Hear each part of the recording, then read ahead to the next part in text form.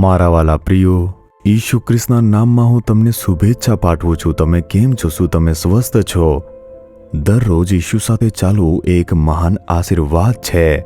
સ્વર્ગ અને પૃથ્વી સર્જન કરનાર પ્રભુ આપણી સાથે છે. એનાથી મોટો આશીર્વાદ કયો હોય? કારણ કે તે આપણી સાથે છે. આપણે ડરવું જોઈએ નહીં, પરેશાન કે નિરાશ થવું જોઈએ નહીં. અને આજના દિવસે પણ જો તમે તમારા હૃદયમાં નિરાશ અને પરેશાન છો, પ્રભુ તમારી સાથે વાત કરે છે. હું ખૂબ જ મહેનત કરું છું, હું મુશ્કેલી સાથે પ્રયત્ન કરી રહ્યો છું, પ્રભુની સેવા કરું છું, પરંતુ ઇનામ શું છે? ક્યારેક આપણા જીવનની અંદર વિચારીએ છીએ, આપણું હૃદય નિરાશ થઈ જાય છે. એવું છે ને? પ્રભુ ઈસુ તમને કહી રહ્યા છે, કલોસીઓને પત્ર 3 અધ્યાયનું 24મું વચન, પ્રભુ તમને બદલામાં તેમનો વારસો આપશે, કારણ ખ્રિસ્ત તે ખરો માલિક છે કે જેની તમે સેવા કરો છો. તમને પ્રભુ તરફથી પુરસ્કાર મળશે. તમે તેના માટે જીવો છો ને? તમે પ્રભુ માટે નોકરી અને તેમની સેવા કરો છો. તમે કદાચ ચર્ચ ચલાવતા હશો, પ્રાર્થના જૂથ ચલાવતા હશો, તમે કદાચ અન્ય લોકોને સુસમાચાર કહેતા હશો, તમે તમારા કાર્યમાં કે વ્યવસાયના સ્થળે તમારા કાર્યથી પ્રભુનો મહિમા કરતા હશો, પરંતુ તેના માટે પુરસ્કાર શું છે? ક્યારેક આપણે આવી રીતે વિચારીએ છીએ, આપણે ખૂબ જ નિરાશ થઈ જઈએ છીએ. તમારું ઇનામ પ્રભુ તરફથી આવશે. પ્રભુ માટે તમે જે કરો છો, પ્રભુ તેના માટે ઇનામ આપશે. તેથી તમે નિરાશ થશો નહીં.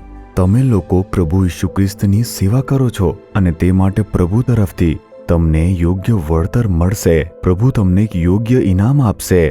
અને તે માત્ર આ દુનિયામાં જ નહીં, જ્યારે આપણે એક દિવસ સ્વર્ગમાં જઈશું, તમે જે કામ કર્યું છે તેના માટે તમે પુરસ્કાર જોશો અને આનંદ માણશો. વચન તેની સાથે સમાપ્ત થતું નથી. તમને લોકોને ઇનામ મળશે તે જાણીને તમે જે કંઈ પણ કરો છો તે માણસો માટે નહીં, પરંતુ પ્રભુ માટે તમે દિલથી કરો. તમે ક્યારે ઇનામ મેળવીને આનંદ માણશો? શું જાણો છો? પ્રભુ માટે તે કરો. તમે કોઈ પણ કામ મનુષ્ય માટે ન કરો. ધારો કે એક ઓફિસમાં તમે નોકરી કરો છો, હું આ માણસ માટે કામ કરી રહ્યો છું. જો તમે આવી રીતે વિચારશો તો ક્યારેક હતાશ થઈ જશો, પરેશાન થશો. ના, મેં જે કામ કરી રહ્યો છું તે પ્રભુએ મને આપ્યું છે. આ એ કામ છે જે પ્રભુએ મને આપ્યું છે. મારે તેના માટે આ કામ યોગ્ય રીતે કરવું જોઈએ. તેને આનંદથી કરીને જુઓ. તમે તેના માટે પુરસ્કાર જોઈ શકશો. હવે ધારો કે તમે કોઈ વ્યવસાય ચલાવો છો અને તમે આજીવિકા માટે મુશ્કેલીથી તે વ્યવસાયને ચલાવી રહ્યા છો. એવી રીતે ન ચલાવો. પ્રભુએ મને આ વ્યવસાય આપ્યો છે જેનાથી અન્ય લોકોને ફાયદો મળી શકે છે. પ્રભુ લોકોના ભલા માટે મારો ઉપયોગ કરી રહ્યા છે. સારા હૃદયથી પ્રભુ માટે તે કરવાનો પ્રયાસ કરો. ગમે તેટલી તકલીફો, મુશ્કેલી આવે, તમારા હૃદયમાં આનંદ આવશે.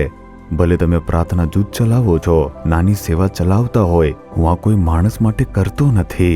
હું કોઈ માણસની પ્રશંસા માટે આ કરતો નથી. તેનો કોઈ ફાયદો ઉઠાવવા માટે હું આ કરતો નથી. હું આ મારા ગુરુ અને પ્રભુ ઈસુ માટે કરી રહ્યો છું, જેમણે મારા માટે પોતાનો જીવ આપ્યો. તે કાર્યને, તે સેવાને તમે સારા હૃદયથી કરી જુઓ. તમારા હૃદયની અંદર આનંદ આવશે અને ખુશી આવશે. તે એક મહાન આનંદ છે.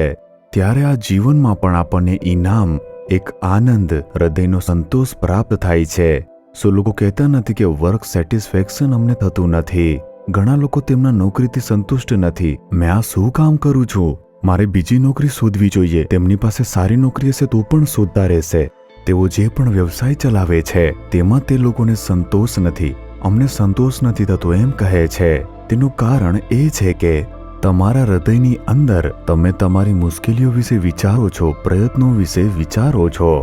ના, મને આ નોકરી જે પ્રભુએ આપી છે, મને આ વ્યવસાય જે પ્રભુએ આપ્યો છે, આ જગ્યા જે રહેવા માટે મને પ્રભુએ આપી છે, આ સેવા જે મને પ્રભુએ આપી છે, હું તે પ્રભુ માટે જીવન જીવું છું. જો તમને આ તમારા હૃદયમાં યાદ રહે તો પોતાને પ્રતિબદ્ધ કરો. સારા હૃદયથી વિચારીને જુઓ કે હું આ પ્રભુ માટે કરું છું. એક મહાન સંતોષ, સુખ અને આનંદ આવશે. તેથી તમે જ્યાં કામ કરો છો ત્યાં તમે ગણગણાટ કે નિરાશા કે અસ્વસ્થ ચહેરા સાથે કામ કરશો નહીં. તમે ખુશીથી કરો. આ કામ છે જે પ્રભુએ આપ્યું છે. પ્રભુએ મને આપેલો આ આશીર્વાદ છે. તમે તે ખુશીથી કરશો. જો તમે આ અનુભવમાં આવો છો, તમે જીવનમાં હંમેશા ખુશ રહી શકો છો અને હંમેશા જીવનમાં આનંદિત રહી શકો છો.